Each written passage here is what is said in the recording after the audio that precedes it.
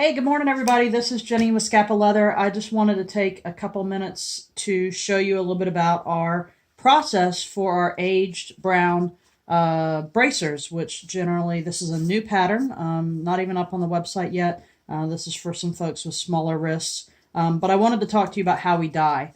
And I realized that actually sounded very profound, but I meant dye the leather. So first, one of the things that we do is we dye all of our products front and back, and we seal all of our products front and back. So there's a lot of folks that you'll find images online where they've just done the front, and that's fine. I mean, it's functional, but I feel like making sure the edges and back are dyed and sealed so that it doesn't blend or rub off, into your clothing is just kind of that attention to detail. We say here at Scapa Leather, the difference is in the details, and that's just one of those little details. This is one of my favorite processes in all of the products that we make because it's truly artistic. I mean, this is like putting, acrylic ink on a palette. It's all got to be done by hand. You'll notice I do a lot of swirly. But if I stop there and let it dry, it looks swirly.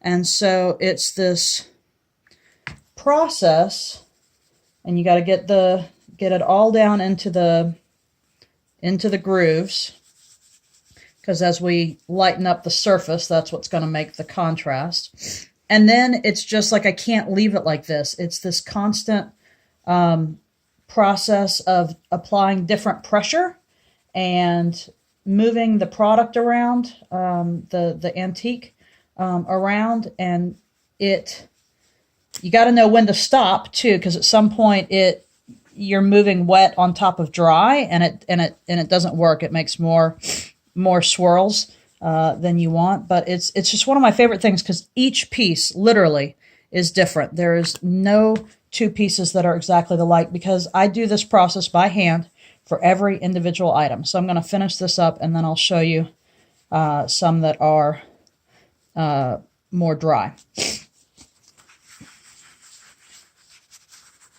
It's just an art form to get it to look aged, but not streaky or swirly.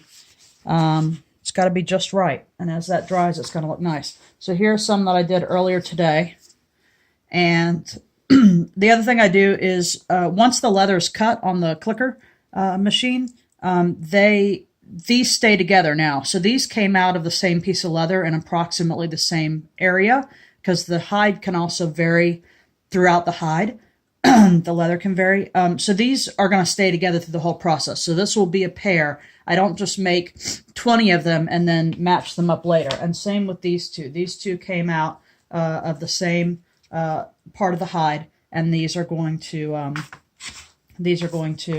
kind of go through the whole process together. So I just wanted to share that with you a little bit this morning. This is one of my favorite parts of what I do is hand dyeing individual items and really paying attention to those details. So look for these up on the website soon. And if you have any questions, you can always reach me through any form of social media. And I hope you all have a wonderful day.